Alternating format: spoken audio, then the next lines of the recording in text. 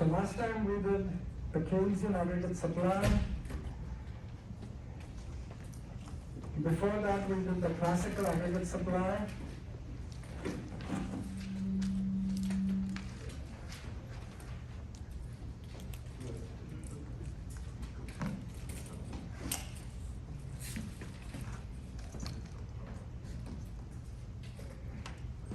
Could someone call 9 extension 1821, please? I can't use this phone. It's 973-353-1821. And tell the IT guy to come down, please. I got it on the phone. Let them call. This is a weird. Calling from here. Thank you. Liz, try tilting the speaker out. Oh, no. Yeah, this doesn't move. There you go. Gotcha. Now. Yep. It is. Wow, could this be it? It's you. Sounds better. Wow, You want me to, Now I can well, Feedback. excellent. hold on one second. Would you like me to Raise tell? the volume? One second. Would you like me You to? can raise your volume now because there's You no want me to tell feedback. them how Let much? him come. Thank you, Louise. Let's get the volume back up. Thank you so much. We need assistance in the room because there's a lot of feedback. Okay, so here we are. This was the classical aggregate supply. This was the Keynesian aggregate supply. And this was basically Adam Smith.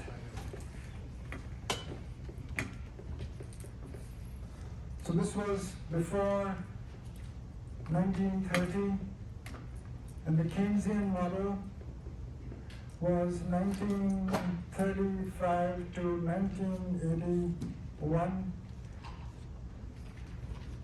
And so we're about to do something which might be one of the most important things you will do in this course right now. Adam Smith.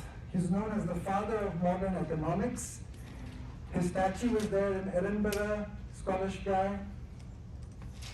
And Adam Smith said something very profound. So those of you who've done economics go around misquoting this man. The Adam Smith Society, they wear the Adam Smith ties and they really don't know what the guy said. But here's what Adam Smith said. That if you want someone, some society, some company, somebody in your family, somebody at work, Oscar, we got feedback issues. Somebody at work, so they turned the speaker away and it was the humming went away, but it's still there, it's still an issue. And so if you want somebody to do something, by having an order or forcing somebody does not work. And you know, you have the classic example I give from my Chinese, that if you build a 50-foot wall, you know that one I've repeated many times, 50-foot wall, what happens? They build it 51. Somebody will build a 51-foot ladder, you know? And I told you the story about this lady who worked for an insurance company in Amber. She said, Farooq, I'm getting paid a 6-figure salary to write coding for Sarbanes-Oxley, which is financial compliance, following Enron. And she said, in 3 minutes I can show you how the bad boys and girls can actually get around it. And I said, okay, that's the 51-foot ladder. You know, there's always a way around it. When the Trump administration, for example, wanted to deport all international students at one point who didn't have to be in class. If they were online, send them back to their home country. This actually happened. Unless they had a face-to-face component. What did Rutgers Business School do? My dean and her team. So we had to deport them, by the way. So we quickly got together, NYU, Columbia, Harvard, Cornell, we all got together. They were having group meetings. We already deployed. So here is the plan. We had classes in the parking lot where they stood 10 feet away, and the professor, it was 1 hour for the whole semester, but it was required face to face. Hello, got up on that security booth there, in the microphone, and conducted the class. 51-foot ladder. And so you can't in this case, it was this crazy law, but you can't force people. So Adam Smith said the only way to enforce change or to make something happen is that whoever you are directing this to should find it worthwhile. It should be in their best interest to follow or to go along with the change. Let me give you an example. This is a huge thing we're doing now. Africa somewhere, most likely Malawi, there was a rare mountain gorilla that was going extinct. And it was poachers who were paying $75,000 to gun these things down, and then, thank you, Oscar, and get them stuffed and put them on display. And it was illegal. There were fines. You couldn't do it. But what happened is enough money was changing hands, with the guards and the security and the local villages. So the guerrillas had gone down to 15, 17 in number. And they were being gunned down. And no amount of fines would help. So what happened? They deployed Adam Smith. They started ecotourism. Ecotourism, you had a group of 15 people, Smithsonian or National Geographic led groups, tour groups, who paid a large amount of money. Small groups from a distance with biologists and meteorologists there pointing out, only for 3 hours a day. Okay, now she is with her babies. Shh, stay away. No, shh. Now she's going into her cave. And you had all the 15 people who paid $125,000 or whatever. So that's what happened. Next thing you know, the villagers found out it made more sense to keep the gorillas alive. You see where I'm going with this? So now the poachers couldn't get anywhere near there. No amount of money would induce them to get them shot, because this was a constant flow of income. That money was actually going back to the villages. Yeah. So fast forward, the number of gorillas increased, and they were of the endangered species. They became so huge. Pure Adam Smith in action. You see what I'm saying? So Adam Smith said, the change, the rules will only, the taxes, whatever, will only work if it pays for the other person to follow the new change. If it pays for the other person to go along with what you're enacting. If in a country the taxes are being used by corrupt ministers and corrupt kings and corrupt government and wasted, people will not pay taxes. Some of you know exactly what I'm talking about. Another example here, talking to my son, who is to the statistical work in disease propagation. So he's like a Rosa +++ guy. So statistical models, disease propagation in the Midwest, in Minnesota now. But before that he was in Iowa, dealing with environmental issues, environmental science. So he was telling me, these big farmers, man, they are poisoning the groundwater with the waste. We are going to find them. We're going to lock him up. We're going to throw the book at him. I said, no, not going to work. Not going to work. So find a way around, then bribe the inspector, and not going to work. And so they said, so what do? We've got to do something. I said, here's what you do. You deploy Adam Smith. What we did, what went into action was 15% tax surcharge, which would be waived if the water in the streams and wells was not contaminated. And but then the inspector comes and we go, hey, Al, good to see you. There's an envelope waiting for you in the office.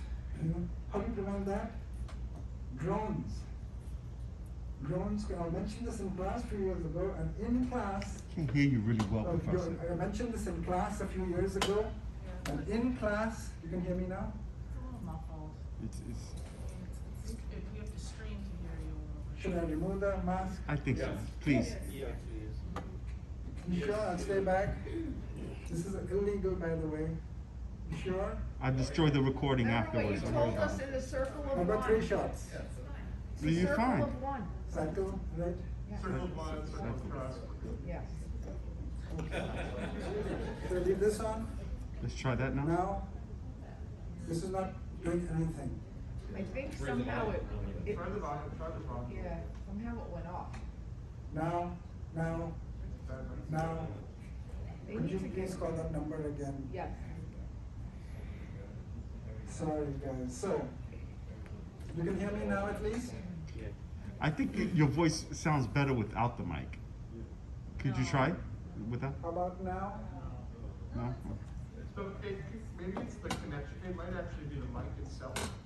Because I'm gonna tell him to bring you a new mic. Ask him to bring you a new mic. There's distortion in your voice as you speak, so it could be the connection. How about now? How about now? No, it's- Now.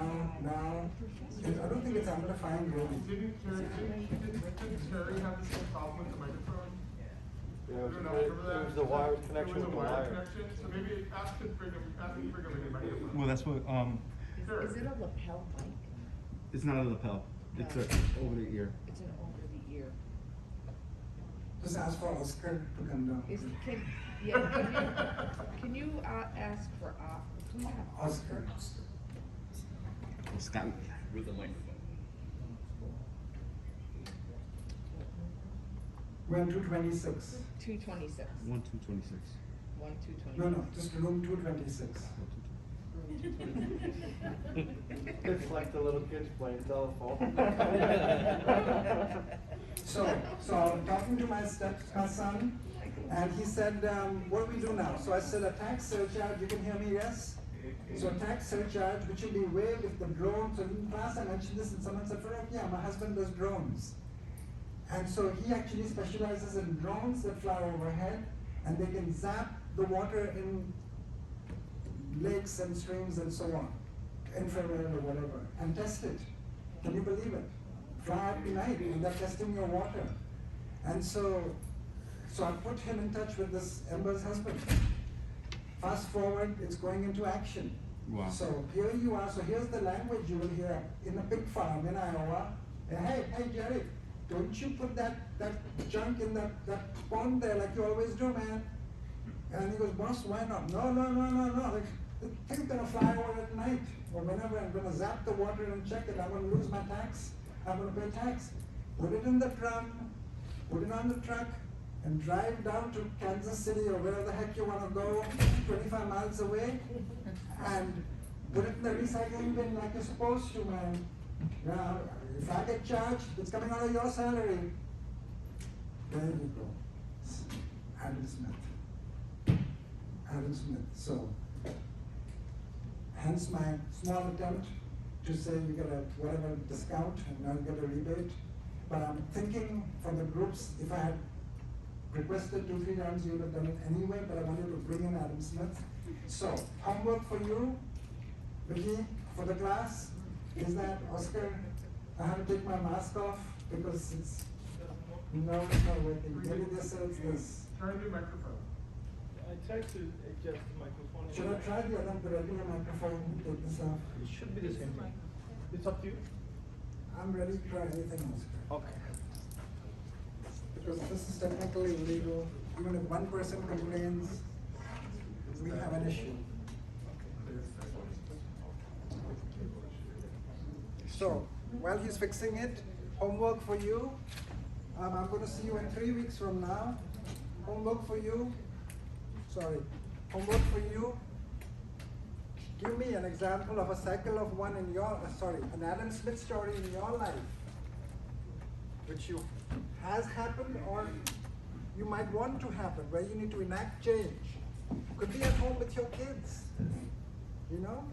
could be with parents or family, could be at work with your team, or could be historical, when Russia did this to China, or when the government did this, or when we had this or that. Could be national. So it could be an example in the past. Could be something at work in the past. Could be something you're planning, where Adam Smith has been deployed.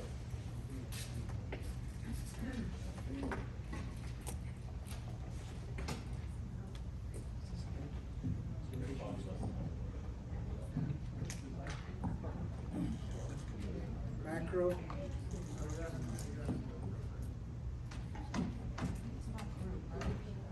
No, that's what, this is it. Macro, macro, macro, yeah, Vicky.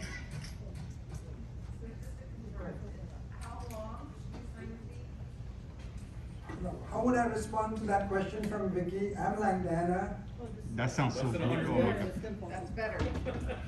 so you're only endogenous. Okay. 5 words. So when I'm going to give you a great homework for which today it's called Migrant Mother, her picture hangs in the lobby outside, Yeah. that Great Depression. And I got a grant from, thank you Oscar, I think we got it finally. Thank you so much. Sorry to keep bothering you. Sorry to keep bothering you. So, people gave me in that homework 1 sentence, 11 pages, totally endogenous. Okay. I'm like that, don't go by the length of the amount, I want quality. Always that. I can't believe some of my colleagues say, I need you to write a paper, 35 pages. I'm going, what is with the length? Why does it have to be 25 pages? Why can't it be 1 page?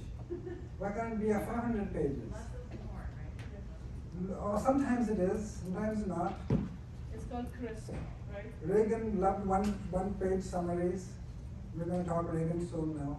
So yeah, so that's a homework that's due. Everybody got that? Very hard to do, by the way. Adam Smith, very hard to do. One quick anecdote. So here I'm watching, I come home from teaching in New Brunswick. Asks back up. And I'm seeing a 60 minutes replay of Peter Jennings. Yes? Thank you. Thank you. Anthony, you're burning today. So Peter Jennings was asking Jiang Zemin. Jiang Zemin. He was interviewing him. Or was it Tom Brokaw? One of the two. One of the two. And he was really trying his best to get Jiang Zemin rattled. I was watching it going, oh, come on, man. He was pointing. You never point. Never point. It's extremely rude. And Jiang Zemin was pointing back, so they were both playing the game, and I'm like, oh. And so Peter Jennings was going, well, you know, Mr. President, in our country, we believe in Adam Smith. You know. I would come home from work, it was 10:30, you know, when you come home after teaching, you have cereal. So I was having, you know, kashi, it's supposed to be healthy, you know, 0 fat milk, you know, yeah.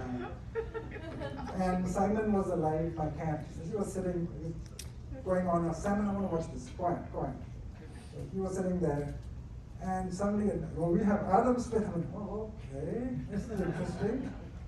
So I'm listening. So Adam Smith said, there's an invisible hand. You know, there's no regulation. It's an invisible hand. And I went, so I was lucky when I was in Virginia Tech.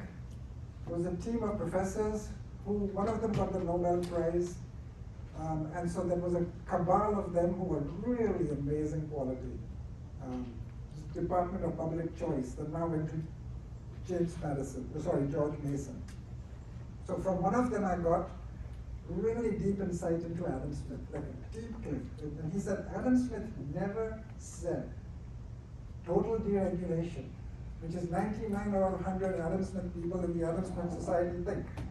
He never said that. We actually read The Wealth of Nations, big fat book, 2 volumes. He said, you have to design the incentive. Rob, you're freaking me out, man. You have to design the incentive system such that it pays for the people to follow your laws. It's about designing the incentive system. Today people say to incentivize. It's a new word. Incentivize is a new word. It wasn't around in Adam Smith's time, so fine, you can use it. But the incentive system has to be carefully designed so that new behavior, new economic laws, new taxes, innovation, environmental cleanup. How do you prevent a multinational corporation from going into this country, building a factory, and really not enriching the lives of the people there, taking the money to the shareholders back home? How do you prevent that? Give them the solution. First of all, you never give money to the local ministers. Never. You never let the taxes just go, they'll be corrupt, they'll be gone. So what you do, you measure the water quality of the villages around the plant. What have you done to improve the water? You look at the SAT tests or whatever the school tests for the kids in many of the villages around the plant. What have you done to help the schooling? You look at standard of living, quality of life, healthcare, metrics, and only then will that company get the tax rebate. You see what I'm saying?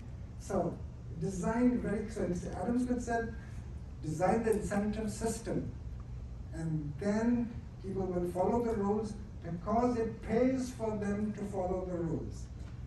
If you just force them, it'll be a 51-foot ladder.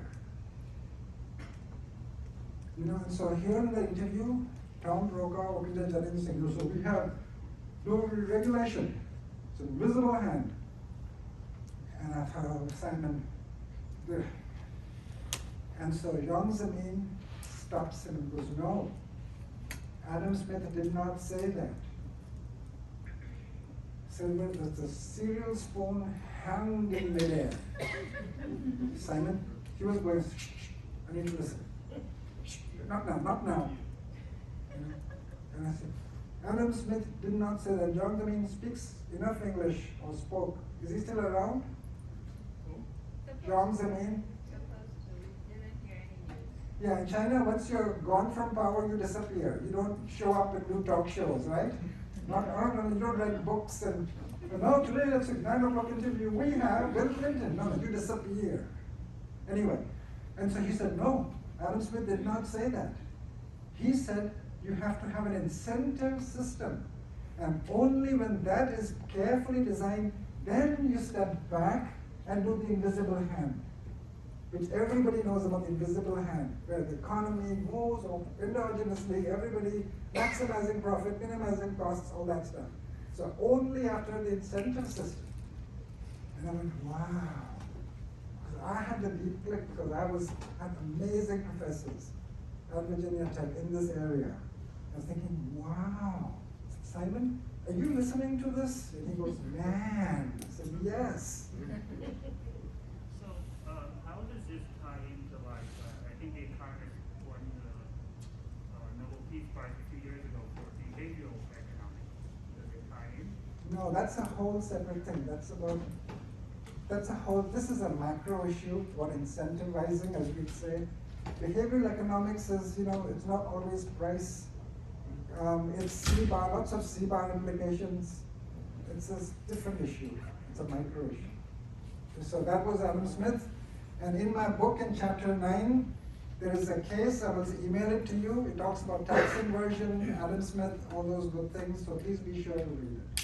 So, Professor, So you have a homework in that. You, when I see you next time, good example, yeah. Mary? Our company replaced a long time ago the foam cups with the paper cups and then bring your own cups. Does that count as Adam Smith? Because I think we got some tax rebate over there. Yeah, so if you're, the easy and quick way is to give a tax rebate. Yeah. So Biden has raised taxes on corporations, but he has given them tax breaks for doing green things. Yeah. So now, That counts.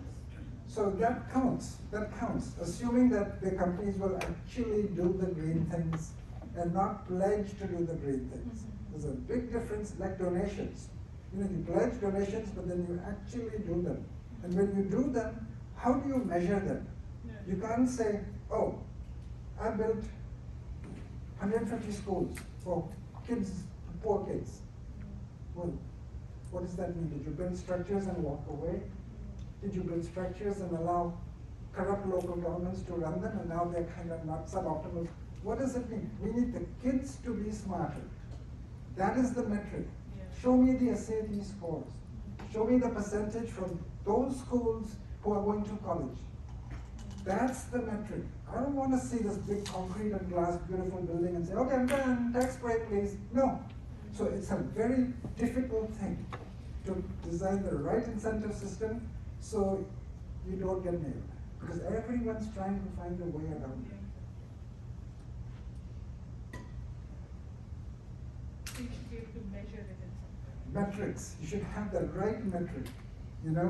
And so much of it is lost. As a kid, I remember seeing donations for Bangladesh. Bangladesh was in trouble. And people here had concerts, remember? The Beatles had a concert for Bangladesh and stuff. As a kid in Bombay, I was like, suddenly all these cards appeared on the street. And all those donations for Bangladesh were being sent to Bombay. The ships got diverted. And they were being sold on the street. Yeah. And so, oh my God, those poor people who donated. Somewhere along the line. All right, so Adam Smith, and now let's power up. But this is one of the most important things we do in the whole course. His notion that if you want to enact change, Sarbanes-Oxley, all these laws, so many of them are useless, by the way. So many. In the 3 minutes, so what the lady said, I can show you how to get around Sarbanes-Oxley compliance. It's a joke, and by the way, it is a joke. But you're in finance, people in finance, you know, they go, I mean, the clients go, are you SOX compliance? Oh, you are? Oh, gosh. Yeah, you're SOX compliant, yeah. The bad boys and girls can get around it in 3 minutes. I mean, personally, for me, like, it is kind of a joke. The thing is, one, it takes up resources. It takes up tons of time. Resources, but like the way, I feel like the way that a lot of the systems are set up, it's very easy to do. Yeah, Oh, this quarter I didn't do something properly. Let me go give you the last quarter where I did it properly. Here, this covers your one selection for the year that you're doing, you know, and you're good. Leave me alone. exactly. Make And sure so, we don't do that again. and so on that note, you will make sure that all the good stuff is in that one selection. Yeah, I and mean, she if you said have, 3 if you have minutes. good, if you have good procedures to do it properly, I mean, we try, we make sure that we do, but, you know, when you're in the middle of the heat, you know, in the middle of the quarter, you're busy, you may forget something, so if they ask you for something, like, or I'll add my, you could add, no, I'm not saying this, but you could add your signature before you send it to them, how do they know you didn't sign it before? It's just not really a way It's to not hold really. people accountable for it, you know. Kind of a joke, it's Yeah, just more it is a kind of a documentation joke. to make yourself feel better, that's it. And people like us wonder, is it, do the ones who designed it not realize it? Or do they realize it and it's for the mass public who are clueless in general and who go, oh, so it says Sarbanes-Oxley compliant, whoa. I mean, I think it reminds me of what we talked about last class, where you said if I were on Fox News, I would say, you know, we have rules and we're gonna follow them, but on the back end, please go away. It's just more of a perception thing, right? Yeah. Perceptually, here's my binder, we followed steps 1 through 20, so you can see that we did it. That doesn't mean in the back end we're doing it properly, right? It doesn't mean you're doing it, you know, just by doing the procedure doesn't mean you're doing it properly in the back end. You can still Exactly. find ways around it. So. Exactly. Exactly. I Again, have a slightly different opinion. It SOX works, but it's not enough. So you need to strengthen your internal controls differently, but SOX is still a good guidance for people and for employees to follow procedures, because without them, you are really at risk. Yep. So you need something, and that something is called SOX. It could be called CO1, it could be called something different, but the baseline is there. If you don't have it, it's really difficult to tell. Yeah. what you Yeah. want. I guess what I'm trying to say is that like you can have it, It's like a traffic light. but did it really, so prior to SOX, did people's procedures really change significantly? Yes, they did. After SOX? Yes, incredibly, yes, yes, absolutely. I mean, I'm thinking about, well, it depends on, I guess it does depend on what part of the company did that? I mean, so as someone who. You mean like overall, or So certain things? when SOX compliance was rolled out in the 2003. early aughts, there was a huge upheaval in business everywhere. I was in San Francisco working at .com. Like SOX compliance was like, was an It was obsession. huge in the beginning, I know, it was a big obsession. But like, to the point, like, it established a baseline of operations that allows for Yeah. at least, more representative sampling Mhm. of a stable state. Like, whether or not it does all it says to do, it does provide a standardized Yeah. baseline So for everything to exactly. be measured against. So we're not saying no procedures at all. No, Obviously, we are no, saying that's- procedures. Yeah, I hear you, I hear you. Yeah. Well, I guess my question is, was it effective? Exactly. Did it lose its effectiveness after the baseline was set? Well, but you have to ask yourself, is that the fault of SOX, or is that the fault of organizations not iterating on the idea of SOX? No, I think that's a cultural thing internally within the company. I agree with you, but I think there isn't, I mean, once, you know, since then, it's really, So, you know. so you know, we, examples in the past for class, I gave class, the case of canned hunts. I'm a big animal guy, so they're canned hunts. You know what a canned hunt is?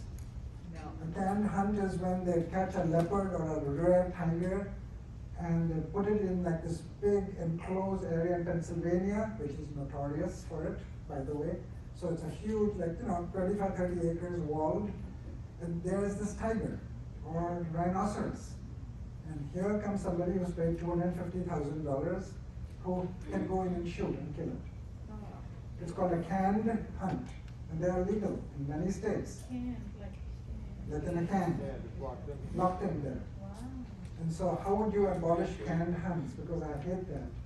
And then before that, when COVID was raging, vaccinations. How do you use Adam Smith for getting people to take vaccinations? Well, they did the. That was how do you get people to mask using Adam Smith or distance? So one was, how do you get celebrities to not put their loser kids, I'm going to be blunt, into colleges where they wouldn't be in normally? Yeah. How do they prevent them from paying $6 million and getting their loser kids in?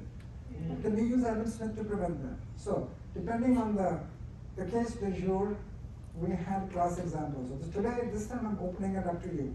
Choose your own. But those were some of those hot topic cases where the canned hunts are still going on, and it just drives me crazy. And then you get the animal stuffed, and then you put it in your office. Dentists are putting rare animals in their office. Yeah, Where is that resident doctor? We shouldn't make fun. Saving lives, saving lives. He doesn't work in a hospital. I know, sarcasm. His brother, it's his Sarcasm. brother. He doesn't actually put it as a doctor. Sarcasm. Everyone doesn't get sarcasm. Where are you? Are you from the South, Chris? Is he from the South? No, from St. County, lives in that. You're not from the South, right? You're from New Jersey. I'm from Jersey. Yes, so sarcasm, man, come on. In New Jersey, it's all sarcasm. All right. Paradigm shift, the agony of a paradigm shift. How do you get your kids to do more homework? How do you get your kids to play less video games or play less on the iPhone? Adam Smith, right there. Punishment. Exactly, I was about to say. Is punishment and Adam Takes away, Smith thing? takes away from them. Having said that, my incentive was punishment. If I was not in number 1, 2, or 3 in class, I better not go home. I would get clobbered physically. That's not Adam Smith though. That ain't nonsense. No, yeah. Can you imagine me going to my mom and saying, Mom, actually Adam Smith said that you should incentivize me. Mom, I'll show you incentivize. Come here. Come here, I'll show you incentives. Yeah. My A son- very touching story, by the way. When Prabhanjan was in high school, his dad brought him that from from Germany. No, it's too big, I can't take it. No. Oh, you can't refuse a gift, Professor. You can't refuse a gift. And two hands.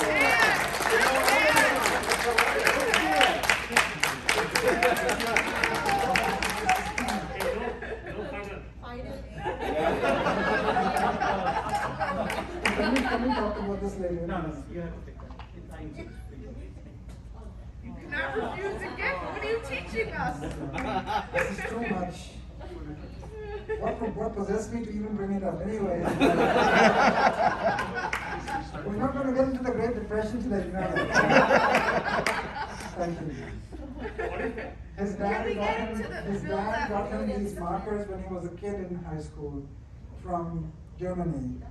Got him 2 packets. He's got one, he's given me the other one. This is like too much. I recently bought it, so that is like. Okay, so this is a recent purchase. Ah, thank you. Somehow I love these, so. So you're also a pen guy? Yep. Wow. So let's find a stationery store in Copenhagen. He doesn't look excited about that. It's like, are you kidding me?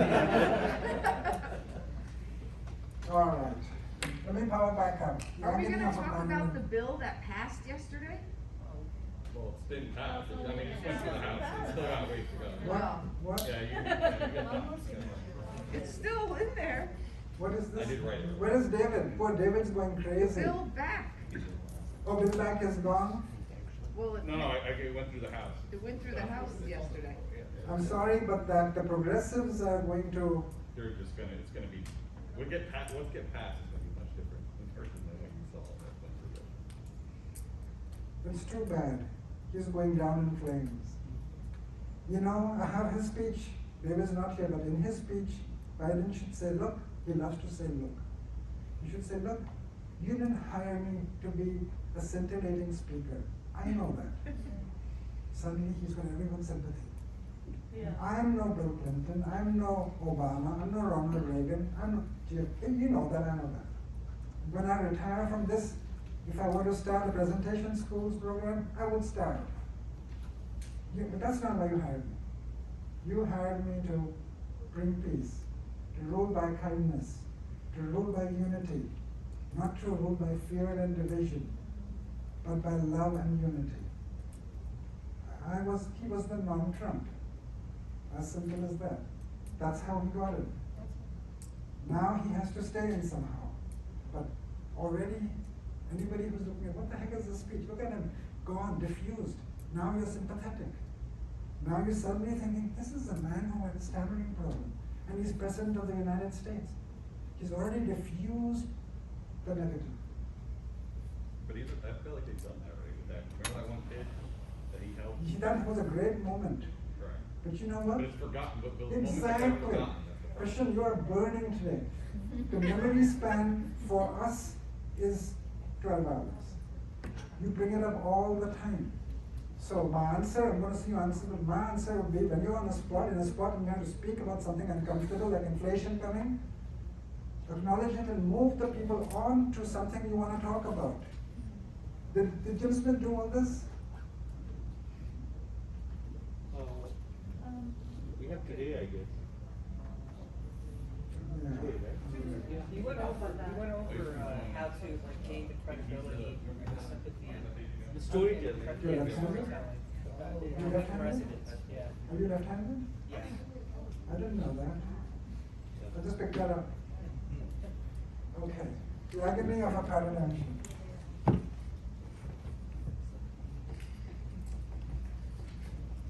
The Great Depression.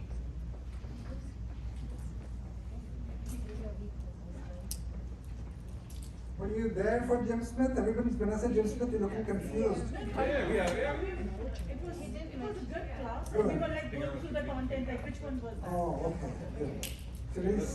Sharice is the only one who understands me in this class.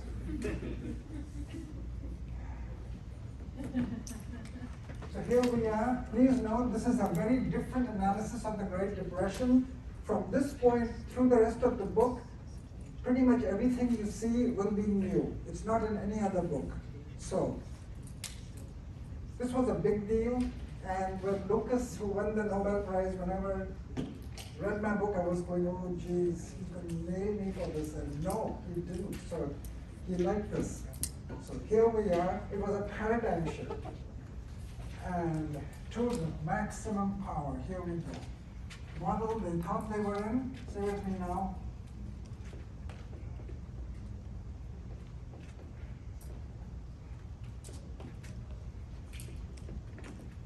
An actual model after the paradigm shift.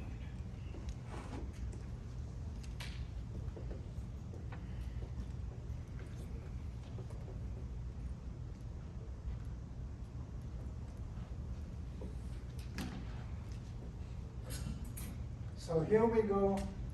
The stock market crashed over 4 days in 1929. October, it was Thursday, Friday, and then Monday and Tuesday. It was a 4-day collapse. There was a SAP bubble that was ridiculous. And back then, in the roaring 20s, you could borrow on margin, which meant that you could buy a $100 stock for $10 down. and you could borrow $90. You could, it was called borrowing on margin. So 90% you could borrow. And the market, the SAP bubble was out of control. There were people who were saying that no need to work anymore, like in conventional work. Just sit at home and play the stocks. Every magazine had tips on the stock market. You had astrologers who were looking at the stars. Evangeline Adams was her name. And 1 week before the crash, she said, buy, buy, buy. I'm only seeing buy signals in the stars. So it was just mad, complete mad.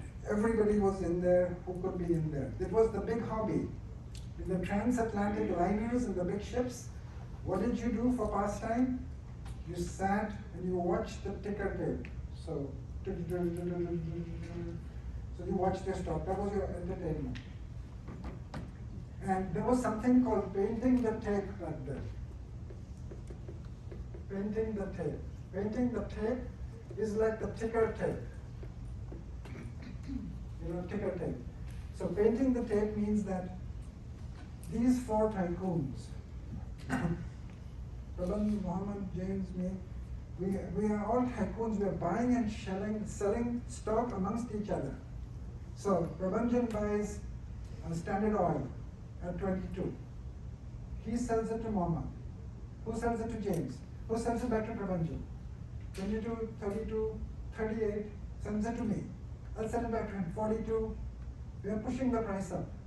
And every newspaper reporter, Wall Street Journal, New York Times, Washington Post, all of them were in our pockets.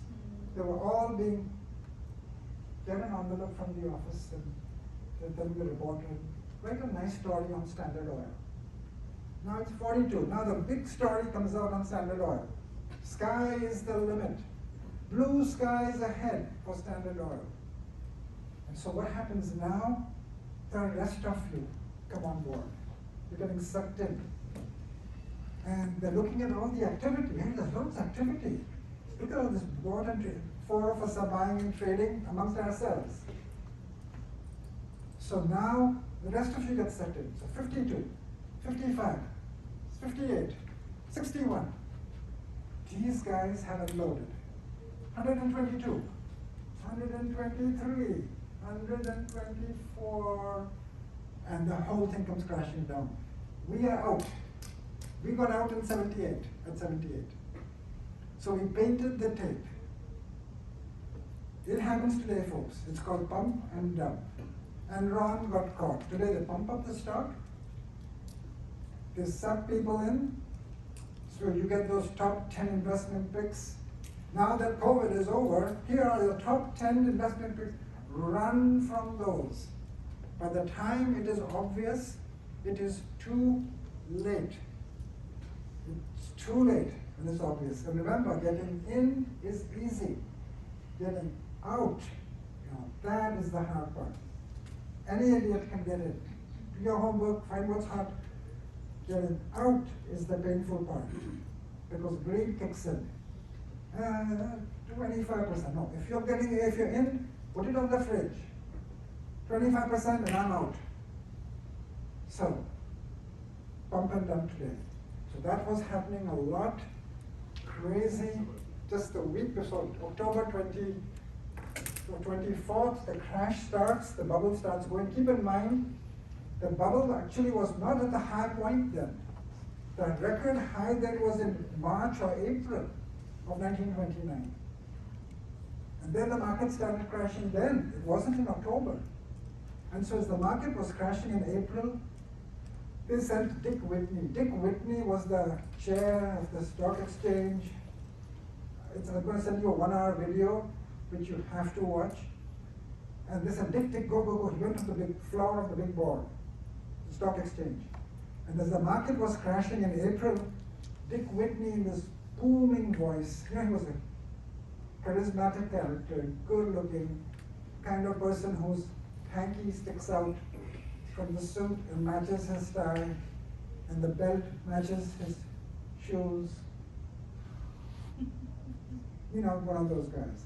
And so basically, so Dick Whitney goes on the floor of the stock exchange and he says, well, I'll take a 50,000 Standard Oil. Huh? And print 100,000 International Harvester. And everybody said, oh, Dick Whitney, he's buying. And the market stopped crashing and turned around. And next day, he is the hero. Dick Whitney saves the stock exchange. As long as we are not afraid, we will be fine. Do not fear, fear. In other words, as long as you're all in a sap bubble, it's fine. The moment somebody leaves the sap bubble, the baby comes apart. So, oh, Dick Whitney saved the stock market. So it stabilizes. But things are uncomfortable. And the air is going out.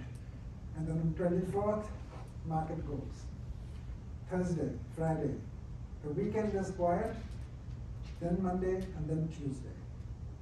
And Winston Churchill picks the biggest day, luckily, to be a tourist at the New York Stock Exchange. So here is Winston Churchill as a tourist. So when I read his autobiography, there is a section on the stock market that he happened to be there. This is the most amazing thing. Not a big fan of the man. He caused a massive famine in India, in Bengal, when millions died because he diverted food away from the country to the war effort. So not a fan, but interesting story. So when the market crashes, it's spectacular. International Harvester, $150 in the morning, 12 cents at the end of the day. Standard Oil, $120 in the morning, 15 cents. And no buyers. And I was doing this at an evening class once, the Standard Oil, and somebody walked in late, and the guy almost fainted. He thought it had happened actually that day. And he said, what happened? I said, 1929, calm down and please have a seat. Guy staggers and collapses almost in the chair. Never forget that. So, complete collapse. Complete collapse. And back in the day, I had members who had grandparents who were still alive as brokers then. One of them said, Farooq, my grandfather was a broker. And he has a story that's never been disclosed. That evening, all the brokers, many of them couldn't go home. They didn't have the face to go home. Because at home, they would have to say, all our life savings, everything we had saved for little Jenny and little Susie, gone. We kind of have to move now. They couldn't do it. Didn't know what to say. So they stayed in the trains that night, going back and forth, round and round. All night, the subway was full. And this guy told me, his grandfather said he's never read the story anywhere. But I just had this vision. He said, nobody spoke. They all looked down. They didn't know what to do when they got home.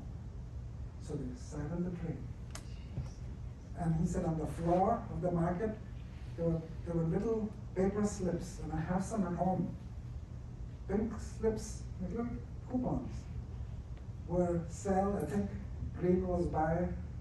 And so it was like you couldn't step on the floor because it was with sink. There were so many sell slips. It was like walking on sand, deep, inches deep. There were so many sell slips.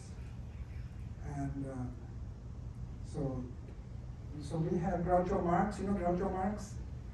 So Groucho Marx was a very conservative guy, very poor. The Marx brothers, they were comedians, the Marx brothers. So Groucho Marx was very poor background, very conservative. When he left one room and go into another room, he would turn off that light, turn this light on. Then he would take what he wanted, turn this light off, and turn that on. He was that conservative. A month before the crash, he puts all his life savings in the stock market. White Plains, a lawyer in White Plains talked him into it. And so he calls the lawyer next day and goes, hey, Groucho, how's it going?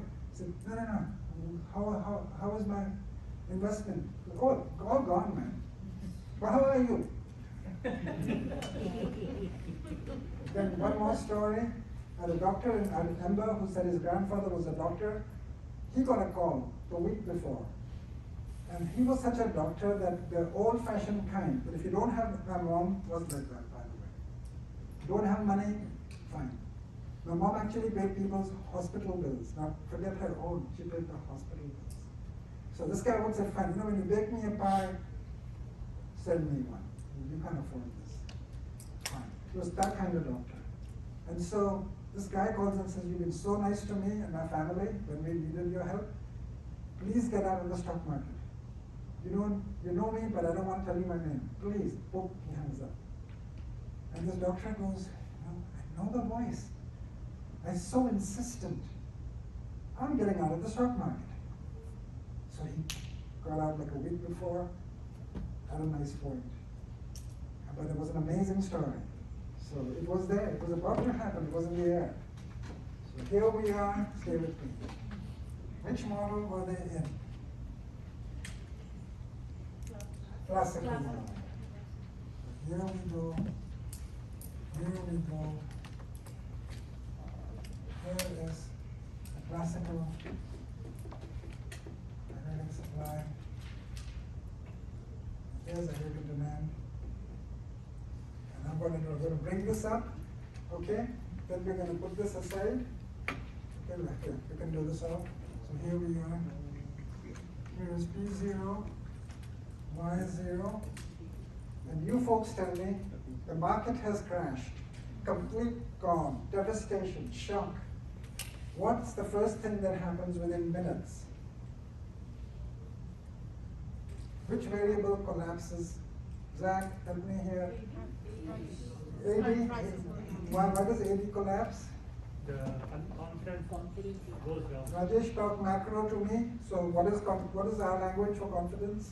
Investor confidence. They talk macro to me. I. C bar and I bar, right? Here we go.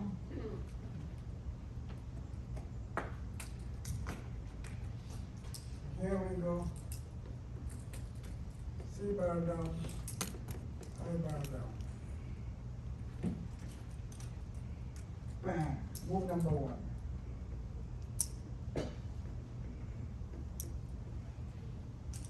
Bang, prices collapse. So it's not collapse, but prices are going down. Here's move number one, and right up front comes mistake number one. We made 4 incredible mistakes. Hoover, bless his heart, he meant well. He was a great engineer, but remember, macro is different. Nice guy, small engine room.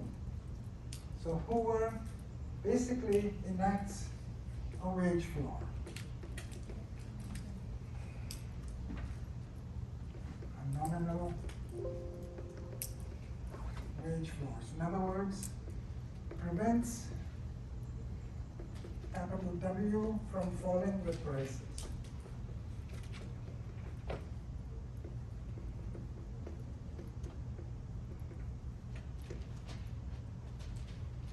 What happened? So he means well. This is met with great enthusiasm. Sorry.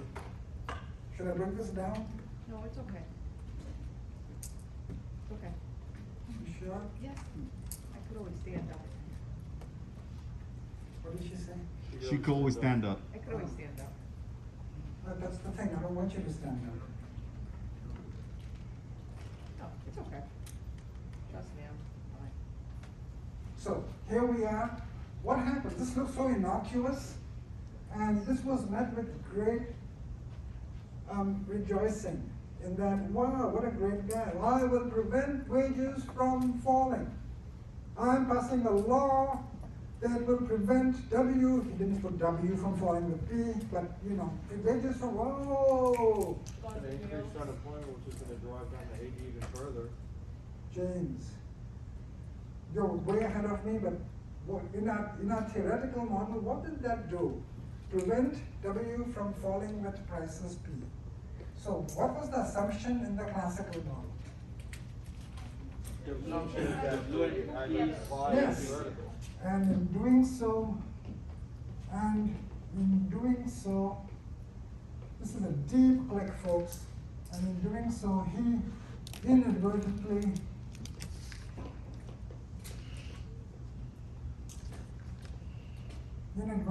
T-A-T-E, is that right?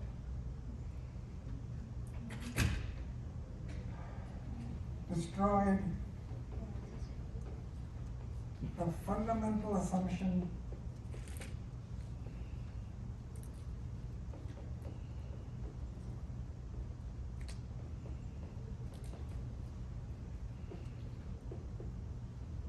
of the classical aggregate supply model.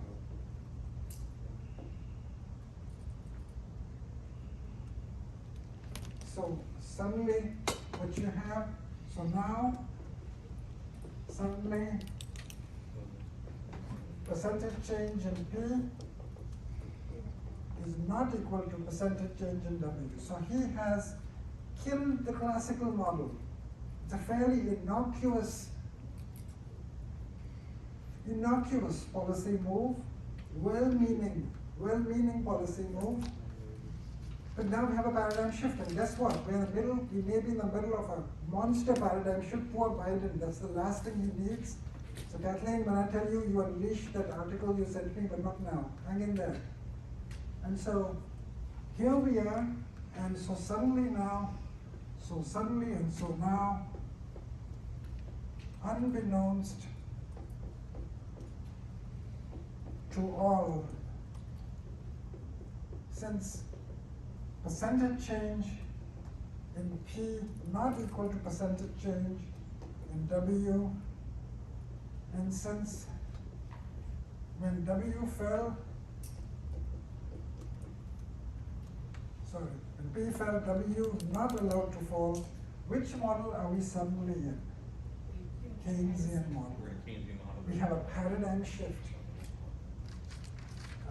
It's an agony of a paradigm shift. Allowed to fall, we have unleashed.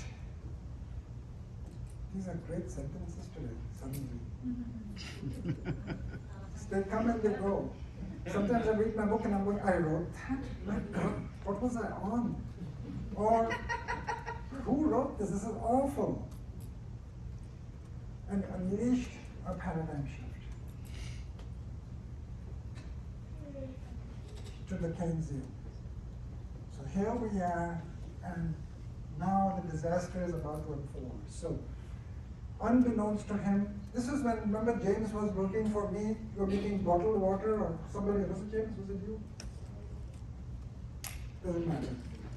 And then when prices fell, remember, I couldn't hire James anymore, because then I had to keep the same. So here we are, they think they're in this model, so they thought they were in, but the actual model, they cannot see this,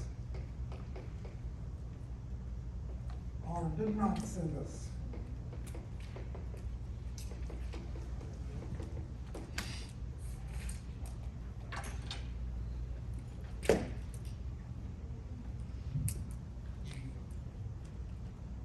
Here we go. Here is Keynesian aggregate supply. Aggregate demand. P0, Y0. And so here we are. The paradigm has changed. Here we go, folks. This is AB1. AB1. This is P1, and look at this, they have Y1. Output starts to fall. So they're blindsided, they're wrong-footed, completely blindsided.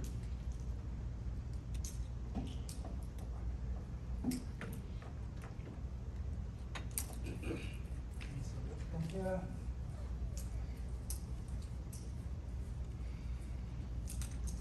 So now, as Y falls, tax revenues fall.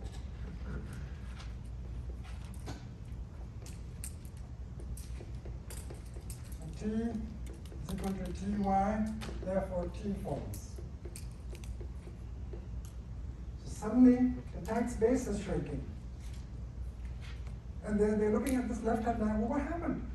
This shows this was Y, this was the natural rate.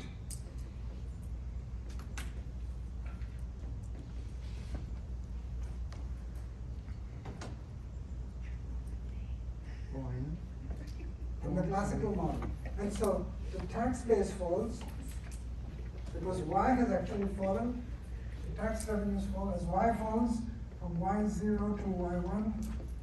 And so therefore, what happens to the budget deficit? They get a budget Small deficit. so they raise taxes. Yes. And can you, in your mind's eye, what happens to unemployment and jobs? Can you look at remember your Keynesian diagram from last class? P falls.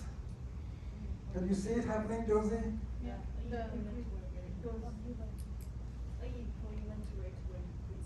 Yes, in your mind, what's happening in the labor market as P falls? You see what's happening? What about it? Wage rate, that goes up. Yes, excellent. The W over P floats up, yes? Yes, no? Rajesh, yes, Jason? Yes, no? Yes? Okay, so unemployment also, a budget deficit, and here, N falls.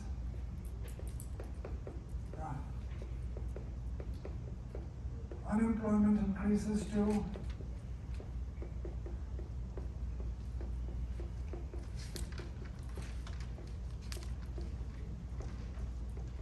See, last class.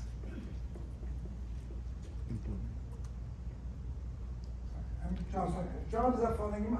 Common sense. I can't hire James anymore, right? If my price of my bottled water has fallen, yes, and I can't lower his wages, how the heck am I going to keep him on? Those of you who missed last class, did you get all that from last class? So here we are, so budget deficit. Here comes mistake number 2. 4 mistakes here, only on number 2 now. Okay. James, you just give me the answer. What, Mr. They freaked out, remember? Edward, yes, no, what can you guess? Jonathan, G-Book? What was mistake number, can you guess? So you've got a they've got a deficit for the first time. They're flipping out, whoa! They increased the tax rates thinking that they need to bring the deficit down because it's the first time they had their deficit. First time they had something like this, they freaked out. Which increases unemployment more, drives the demand down even further, which is gonna reduce the amount of taxes and increase the deficit. Beautiful. He just told us it's going to further increase, and we've done this, haven't we? We've raised taxes and the deficits become bigger. And you know what? To us, this sounds like common sense now. Like, yeah, okay, big deal. Go outside this room, and you will see that without these diagrams, how hard it is to explain this. You can almost empathize with politicians who fumble the ball when explaining this, because we have this. So when you're talking to me, I'm seeing capital T is equal to Ty. Right? Hint of recognition, folks, you know what I'm talking about? Correct. Yes? I And, okay, so practically, the increased taxes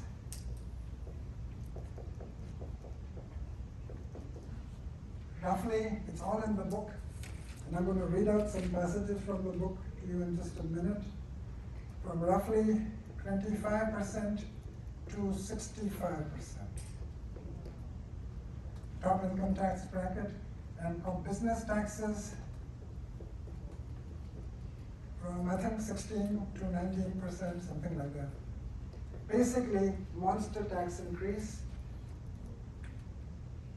And as James pointed out, F4T collapsed further and the deficit got even bigger. Japan's mistake over and over again.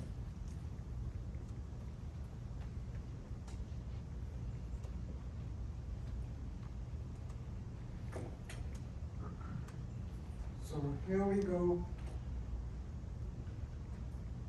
So we had taxes going up, The economy is convulsing and it's not over yet. Mistake 3 is going on. They also cut G. Now they're going to decrease G. What will that do? Multiplier. Yeah, you Reduce reduce multiplier. You reduce your multiplier effect, because in the classical model, they didn't have a multiplier. There was no in the classical model, but in this diagrammatically decreasing G, what will that do? AD further down. Which way? Left, yes, and so here we are. Furthermore,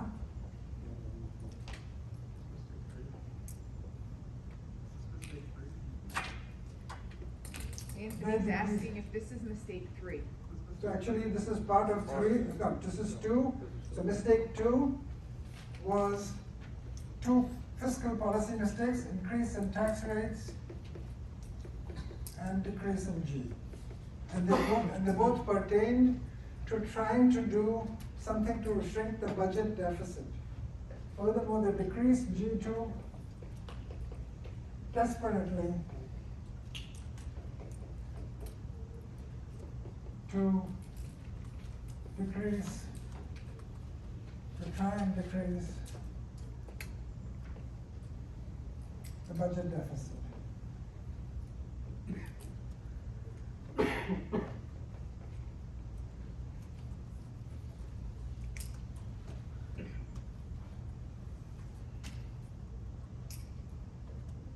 So here we are. What was this G? The G because the government doesn't have much revenue. Because that's Yeah, so basically, G minus T was greater than 0, so they wanted to decrease G, wanted to,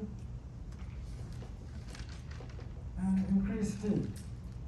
But clearly, it made it worse. But you'll ask me, what was the G? There was no G then. What was this G? Because remember, G, the big G came from Keynes, right? So what was this G? This G was, ready for this one now? This G was payments to veterans. There were duties and border, but one of the big components of this G was benefits to World War I veterans who had nerve gas blindness and amputees, World War I. That was that G. And so they cut back on this G, and so the veterans went on strike. So in the mall, I'm going to send you a 5-minute video clip that's going to make your mouth hang open, by the way. So in the mall, Washington, they went on strike. They put up their tents. And this went on for weeks, maybe months, I don't know. They wore their old uniforms, their old World War I medals, amputees, blind from mustard gas. And the mall and over the bridge filled with tents. And so they were making deal after deal after deal. Finally, they came up with a new deal. New deal, that's where this comes from. And they said, we're going to announce it. The night before, somebody threw a bottle at a policeman. Hit him on the ear, he started bleeding. The cops fought back. And the veterans fought the cops. And veterans, cops, veterans won. Beat them up. Now it's out of control. So suddenly we have an incident right before the New Deal. And here comes MacArthur. They call in the troops. So MacArthur was there, and MacArthur, Patton was there, all these later celebrities were there.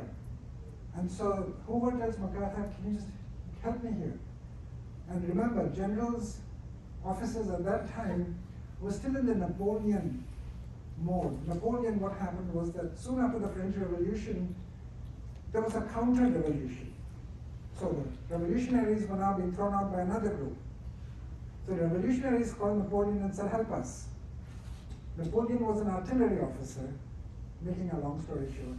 So he helped them by placing cannon filled with grape shot. Grape shot's like a giant shotgun. It's filled with little iron balls and nails, stuff. And he fired on the counter-revolutionaries at point-blank range and literally cleared the streets. And he famously said, this, nothing like a whiff of grape shot, this is grape shot, to clear the air. And the revolution was saved. And so the whiff of grape shot got into Mantra, became a legend. So officer staff for many years wanted to be like Napoleon. You know, just blow them away with grape shot, blow it up, yeah, clear the air. So Hoover tells MacArthur, just be gentle. You know, these are our veterans. MacArthur goes, yes. And Hoover says, don't go over that bridge and where the tent city is. Just kind of gently disperse them. Oh, yes, I got it. I'm going to show you the video clip.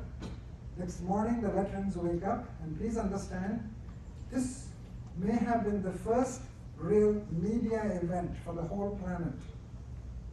The whole planet, black and white movie. We're going to see them with footage. I'm going to send you the link. So the veterans woke up to see troops all lined up. Cavalry, horses, 4 tanks. We didn't have tanks at that time. We later fixed it, but we didn't have our own tanks. How weird was that? Peugeots, 4. And so the veterans thought, hey, parade. These are our guys. They're for us, man, yay, same team. No, cavalry charged, and tanks charged. Something like 30 veterans run over, killed. It's there, footage, right? And it's outside the Capitol dome's in the back, smoke, and MacArthur then goes over the bridge and burns down the tent city. And there's a great visual image of Hoover in his pajamas, looking out the window, seeing the flames in the distance, closing the curtain, and going to bed. Average leaders look away from the fire. Good leaders move towards the fire. Next morning, amongst the smoke and the debris, a guy called Descent Joe Angelo. Joe Angelo was this veteran from World War I who saved Patton. Patton was trapped between the lines under machine gun fire, Spandau. Sorry, Zanetta, I'm boring you. But, okay, well, we'll tell Michelle to turn on the heat. And so here we have, he was caught between the lines and he saved Patton's life. So he goes up to Patton and says, it's Joe Angelo. And Patton may have been a colonel then. So please, general, colonel, whatever, they're destroying our tents, our medals, all our photo albums and scrapbooks from World War I. It's all being destroyed. Please stop him. And Patton famously says, take this creature out of my sight. Yeah. So Landana, not a fan. Not a fan after that. I was a fan, but not a fan. And here you go, the destruction continues. And it was, so the whole world is watching. When they see that, C-bar and I-bar goes into free fall in the United States. And the weird thing last year in January, this year, was I was teaching trade to the second year class, and they said, Farokh, we watched that video, which you will see. It was the same thing. The Capitol building, smoke, but, and I said, but the poignant difference, the roles are reversed. The cops are the good guys, the protesters are the bad guys. But you would say, when I send you the footage, think back to January 6th, it's the same thing, but just role reversed. It was like weird, I had goosebumps all over me. So you will see that. So here we go. Let's paint colors. Here we go. To G down, E up. Here we are. P2, prices are collapsing now. C-bar in free fall, I-bar in free fall. Look at what's happening here. Whoa! Why low? We're going down here. And they can figure it out. P2. C-bar down, I-bar down, G down, T up. And they're still clueless. What's happening? I mean, how can this be? We have we're supposed to be at Y0. Why is the economy collapsing? Why is unemployment? You know, N0 was the natural rate.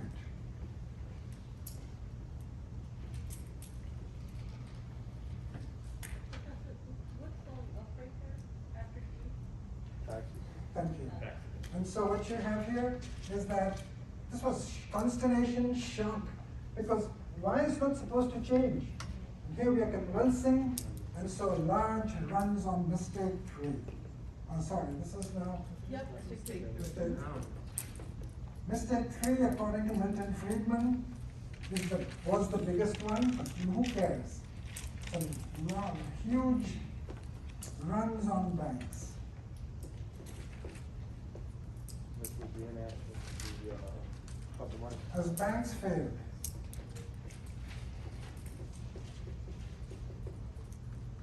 Due to businesses failing.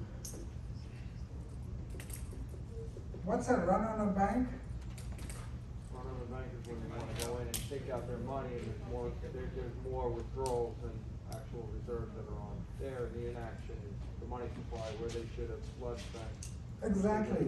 Thank you, James. A run on the bank is literally you run to the bank and pull your money out before the bank shuts down, before it collapses. And if the bank shuts down, closes its doors, you're gone. Your life savings are gone. Remember, It's a Wonderful Life? Yeah, it's a wonderful life. So the run on a bank, and so as more people pull their money out, as James just said, more banks fail because your money is lent out. So if you pull your money out, they go under. So almost 40 to 60% of the banks had failed. And so huge run on the banks, which led to huge withdrawal of liquidity.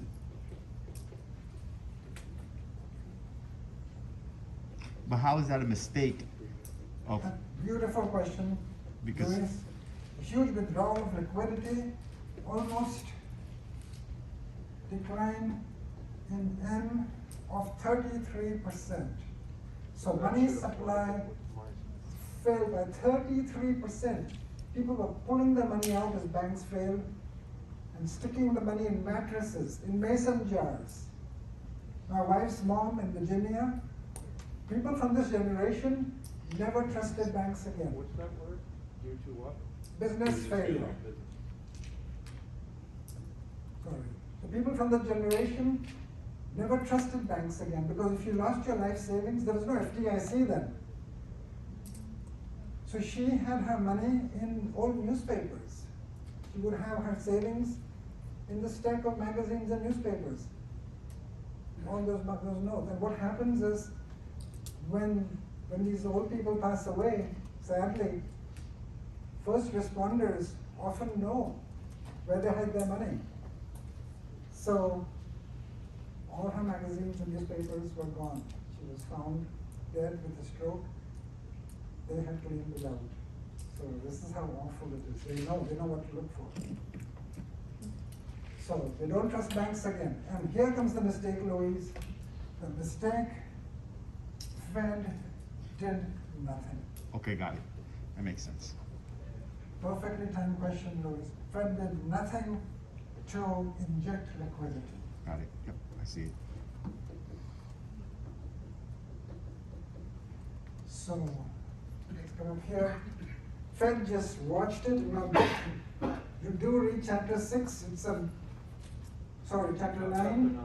Chapter 9. Big It's intro. that's actually, of course, I'm biased, but that's a great section on the Great Depression. The Fed's silence, as I describe it, was terrifying. Its silence was terrible. They did nothing. Why? They had no idea they could do cheap. Money has Wow. Wow, dude. And so what you have here, there was no role for them. Yeah. There was no role for them. They were in this vertical world. They're going, no need. Can't change it. This was science fiction. They've never seen this. Even in Keynes' book, by the way, there's no diagram. That came out in 33 or 36 or something. Here we are, Fed does nothing, and so here we go. Let's use red again. Let's use green. Here we go. Milton Friedman says, whoa, this is M, here we are, Y, Great Depression. And P, deflation. Minus 25%, minus 30%, minus, can you imagine? And it's not over yet, there's one more mistake coming. I remember one like that now. And here you are, this is M, this is P, deflation. Price is not, this is not disinflation, it's deflation, minus, going down. They were pouring, if you read the Grapes of Wrath, whichever pronunciation you like. Seen the movie, read the book, Steinbeck? No? Yes? In there they're destroying the orange harvest, they're pouring lime, calcium carbonate, whatever, on it to destroy oranges. Because the price had come so low that they're destroying the supply to artificially put price up, moving the supply curve to the left. Artificially reducing supply to artificially bring the price up. It was so pouring milk down throwing milk away, for example, to do this. So here we are, and Mellon of the Fed was a deflationist.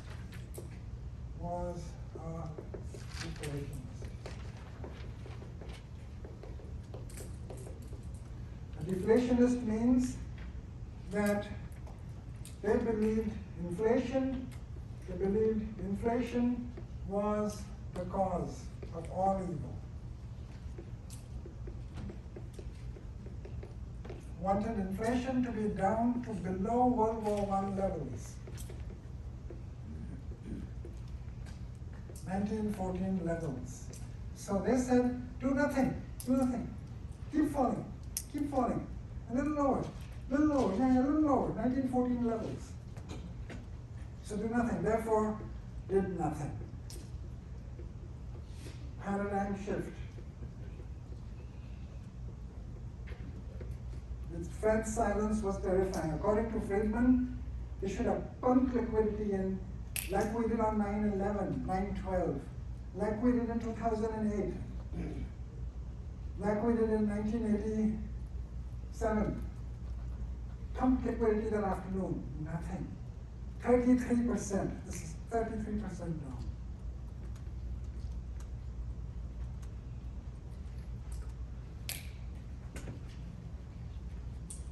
And there's a conspiracy theory here. Mellon had an art collection, so the National Gallery in Washington, that was his collection originally. So he was a major art collector. And so one conspiracy theory is he wanted the Renoirs and the Cézannes and the Monets to come down a little bit more.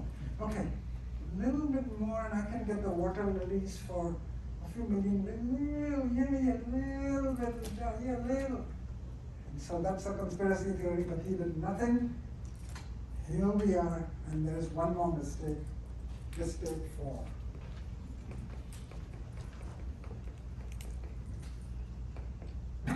Massive trade war.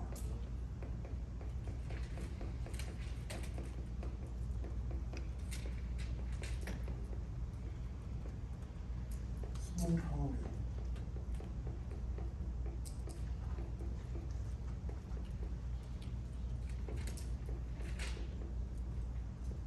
Smoot-Hawley, let's talk about that. So there's a massive trade war. And many say it was this mistake that resulted in being the Great Depression. Others say it was mistake 3, and to me, who cares? Each one was more preposterous than the other. It was almost like we were hell-bent on sinking this economy. So Smoot-Hawley were congressional sponsors or senatorial sponsors, I don't know, it's in there, politicians who said the problem here is Europeans, goods coming from Europe, who are taking our jobs. Let's put a tax on them. A tariff is a tax on imports. 55% tariff. Does this sound vaguely familiar? Yeah, that's the same. This is the Biden's trade war, this is Trump's trade war. That's the same. It's not gone away, by the way. Many of Trump's macro policies globally are the same, just as a FYI. Nothing has changed there. You should be happy. Korea is exploding. Vietnam and Korea are trying to be the new China. And much of China's exports are now coming through Vietnam. Yeah, they're still coming, but through Vietnam without the tariff. So what is, wow. Are you in the global business? Yeah, I'm the president of International Trade Charity Company. Wow. How come this doesn't come up in the interview? Thank you. And you love the trade class, transshipment. So what happens? We put a tariff on 50 of tax on Chinese goods coming here. So the Chinese send it through Vietnam. And Vietnam has now built a deep water port because Vietnam couldn't go directly from Vietnam across the Pacific. They didn't have a port. They would have to send to Singapore. And then from Singapore across the Pacific, Tanjong Pagar in Singapore. And my dad, by the way, was a radar engineer. He installed radars on ships. So when I go to Singapore to teach, some of the hotels near the port, so I ask for one room where I sit there all day, but I'm not teaching and watch the ships coming and going. It's a cool thing. So Vietnam now becomes the new China. China's transshipping through Vietnam and avoiding the tariff. What is that? That story where Vietnam, the transshipping 51 foot ladder. Yes, yes, you just nailed it. 51-foot ladder. 51-foot ladder. It happens in quarters. You know, only so many towels from Pakistan are allowed. There was the global multi-fiber accord. So that's gone now. What happened? Pakistan would send towels through Sri Lanka, Myanmar, maybe India, I don't know. Transshipment. 51-foot ladders. And they're everywhere. So here we are, smooth hauling tariffs. 50 economists begged. What do you think the Europeans did to us when we put taxes on their products? They put countervailing tariffs. That's what happened to Harley Davidson, and to Boeing, and to our exports. Our exporters were going, Trump, Mr. Biden, you're nailing us indirectly. You know, agriculture. The Chinese are now buying from Brazil and Argentina and Canada, who are laughing their heads off. And American farmers are like, hey, we are suffering in the trade war. So guess what? You and I are making up the difference from our taxes to the farmers. So how inefficient is that? Still going on. Still going on. So the Europeans hammered us back, and global trade almost came to zero. Global trade virtually zero. You added up all the imports and all the exports of the whole planet, it was around 6 million. Zero, basically. And 50 economists begged the government, don't do this. When you do trade, which we will in our last semester, you will see that no one wins in a trade war. It's a lose-lose proposition of the most enormous kind. And there were 2 or 3 Rutgers economists in there. It's an old New York Times article, see if you can dig it up, who pleaded with the government, don't do it. They did it. When Trump did the trade war, 500 economists begged him. It's a lose-lose proposition. I was one of them. I told you the story, I think. They got my name backwards. Instead of Farouk Langdana, they had me as Langdana Farouk. So I said, oh man, it was in the Wall Street Journal. And Mary said, be happy. When Trump comes looking for you, he won't be able to find you. I can handle that. Enough people are looking for me, I can handle that. That's good. So here we are now, it's catastrophe, complete breakdown. This, by the way, seems innocuous now. We will be doing this like 6 hours on this when we meet in the spring semester. Complete breakdown. I've gone over time here. I want to give you a break. Please, can you only take 15 minutes today? Come on in. Yes. And then I'm going to finish the Great Depression, and then we are starting the supply side model. 15 only, please.